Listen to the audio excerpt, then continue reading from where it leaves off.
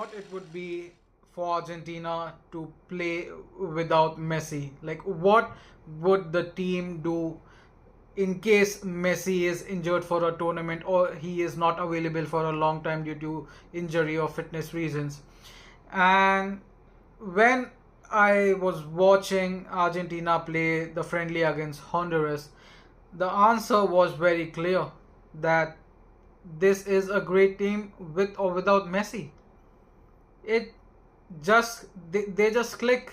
I have spoken about this in the previous video as to why I think Argentina are one of the favorites or the favorites to go and win this year's World Cup and do a back-to-back.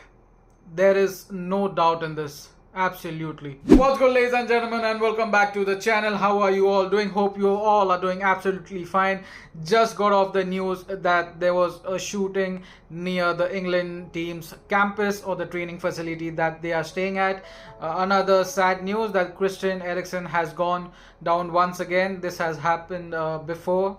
I think during the international break or during when he was playing for Denmark. But really sad, some sad news coming up, and I knew it that there are going to be consequences that the World Cup is going to America. Now let's be honest, there are stupid things happening all over the world, and the place that we are at right now in the World Cup, you are bound to see something stupid or the other, but it is just sad to see. Let's talk about this Argentina's team, because this is something very beautiful. Now, as I said before, people were wondering what this team could do without Messi, and on honest opinion, as I said before, this is such a beautiful thing to see that how they operate. I've said this in the previous video that the reason for me picking up Argentina to be the champions of the world once again, going back to back, is that they are a way better team that they were in the previous World Cup, the 2022 World Cup that happened in Qatar. But it is not only a feeling, it is not some gut feeling that I'm coming up and just because I'm a fan of Messi and Argentina and I want them to win the World Cup, that's why I'm saying this. But I'm saying this on the basis of what I have been seeing lately. Now, talking about the previous matches of Argentina's, not the World Cup matches or something, just the qualifiers or the friendlies that they have been playing. Now, it has been a little here and there for Argentina when it comes to what they were just in the World Cup 2022. They have been a little bit shaky, seeing a little bit of downfall here and there. Not massive downfall, just maybe they were in their friendlies or Scaloni was trying to do something else and figuring out new tactics that will be applied for this World Cup. But as was it yesterday or I think day before when we woke, I think it was yesterday. In general, I wake up early. I have started to work out and take care of myself. So I said let me put on the match while I work out at home, and I'm gonna be very honest, they are clicking as a team. This team is a team. The way they play, I've said it before, it feels like they have been playing for a very long time. This feels like you do not expect chemistry to be there within national teams, because they don't usually play every single day or every single week, or they train together for months and months. But they only play when they are called up for international duties, for international friendlies, World Cup qualifiers, which happens like twice every 3 to 4 months.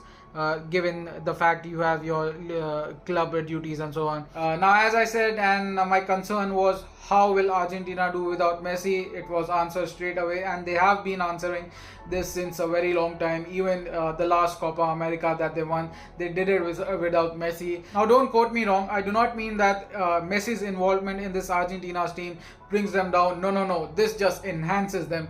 I'm just saying that without Messi too, they play very beautifully and they play as if they're playing as a team. And talking a little bit about how their match wins against Honduras. Now, I know that Scaloni is trying to do a little bit here and there, trying out new tactics, but I think they started off with their usual 4-3-3. And there were a lot of new faces, some familiar faces coming back. and some new faces for Argentina. Of course, they are not in they won't be representing in the World Cup, but I think Scaloni has even now planned for the next Copa America and even for the next World Cup, and it is going to be very amazing for them. Now, before we get into the lineup, just a small update. There has been a massive, I wouldn't say a massive injury, but the really important player has gone, that is Bellardi. He was one of the players that I was looking out for, that in case we require, leadership at the back, or leadership just in the whole defense line, where something happens, or just in case someone is injured, then he will be, I think that was my player to replace, just in case any centre back was either Romero, Otamendi, or Lisandro must to get injured in the entire World Cup or something. He would, but he himself is injured now. But at first I was like, oh, no, this is something should not be happening. But then I was like, now this gives space to Senesi to step in, and this must be like something written in the stars, as we say. As I said in the previous video, I think Senesi would have been a great addition to this Argentinian squad. I think Senesi has had a brilliant season with Bournemouth, and just looking at his whole season, anyone would say he needs to be there. Even if he's not your first choice defender, he needs to be there. But let's see, let's be hopeful that Scaloni goes ahead and calls him up. It would just be such an amazing thing for him as well. Other than that, I don't think they need to do anything here and there. Just hoping that everyone else stays fit.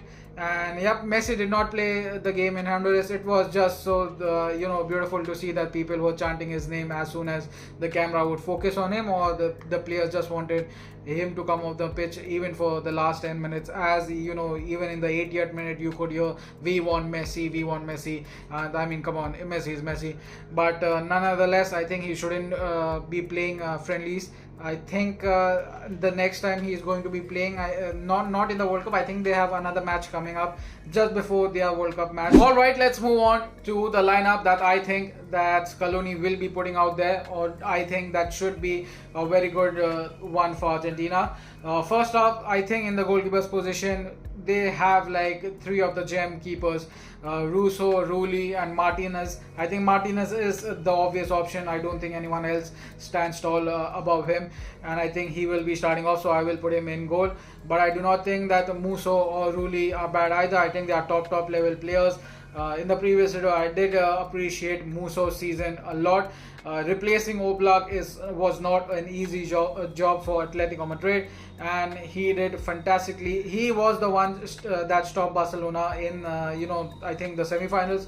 Was it semi-final or quarterfinals? But I think quarterfinals of the Champions League. Moving on to the defense, I don't see any changes as such as it was before. I think a lot of experience coming in. I think on the right hand side you will have Molina, and he's had, I wouldn't say exceptional season, but he has had an above average season at the start of the season. And then I think as the season progressed and towards the end of the season, he really got into that mood of, okay, the World Cup is coming, I need to up my game, and just go and watch his highlights. Now on the left hand side we have Tagliafico. Now I'm going to be honest, I have not followed him this season, or I have no clue at all how he has performed for his team and in his league, but I'm quite sure he will be doing the job for Argentina. I've seen him play against Honduras, and he was good. But talking about the depth on the left hand side, that is a little bit of worry. Acuna is not there, he is out injured. But there is Medina that can play on the left hand side. There's also Lisandro Martinez. Now the centre back pairing for Argentina is very simple, it's very direct. Romero on the right and Otamendi on the left hand side. But I do think that I wouldn't mind Lisandro Martinez in his place, or if Senesi is coming, I wouldn't mind Senesi playing that position as well. Not trying to doubt Otamendi's age, but I think just in case something is to happen to Otamendi in terms of injury or fitness, I think Lisandro or Senesi should do their job, and it should be clear. Talking about the midfield, again a very straightforward Enzo Fernandez, Mac Allister, and Rodrigo De Paul. In case De Paul does not have that fitness anymore, I think Paredes should take that place, or Lo Celso will also be available. There's another midfielder that I really enjoyed watching, that was the young man himself, Barco. Very good on the ball. I wouldn't say that of good of in terms of speed or something, but very good in recovering the ball in the midfield. Very strong player, I would say. Argentina, the South American players in general are so strong that you cannot doubt because of their height or something. So I think it would be really good to see these all new players that have been called up for Argentina in the midfield area, in the defense and the forward. Finishing off with the attackers, I think this is the deadliest strike force or deadliest attack force that we are going to have in the FIFA World Cup. Messi on the right, Alvarez on the left, and Lautaro up top, but also interchanging between Alvarez and Lautaro.